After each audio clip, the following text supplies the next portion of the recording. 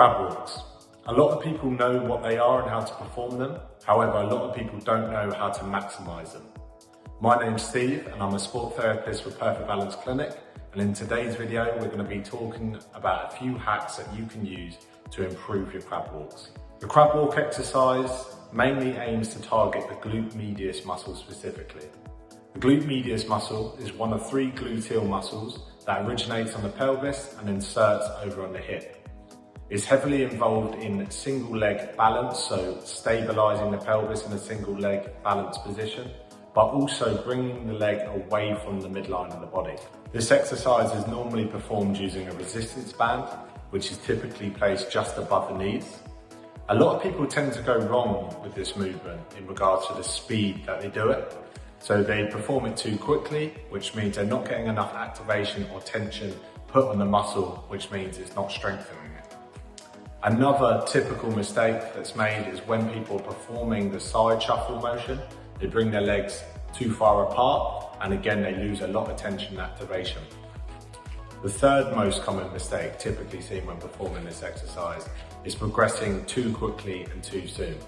So people using resistance that's too much for their muscle to handle, which causes a lot of compensatory patterns, and we're not strengthening what we need to strengthen. So to start off the exercise, we're just going to step into the resistance band, and we're just going to place it just above our knees to begin with. To start off, we're going to begin with a slight bend in our knees, and then we're going to bring our leg out, nice and slowly, and back in, nice and slowly.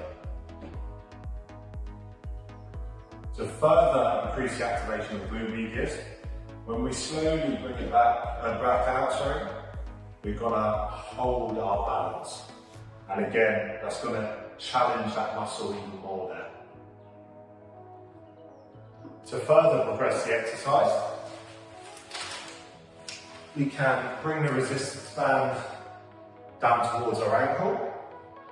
And when the band's further away from our hips, that makes it more challenging for our hips to control the resistance. And again, begin with a slight bend in your knees. Hold. A nice, slow one out, nice balance in the transition.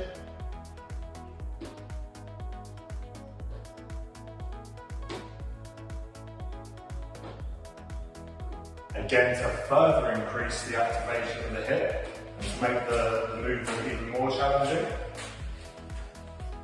we can also place the resistance band around our toes. Now this is probably the hardest variation of the crab walk, but again the same principle applies. Nice and slow out and nice and slow back in.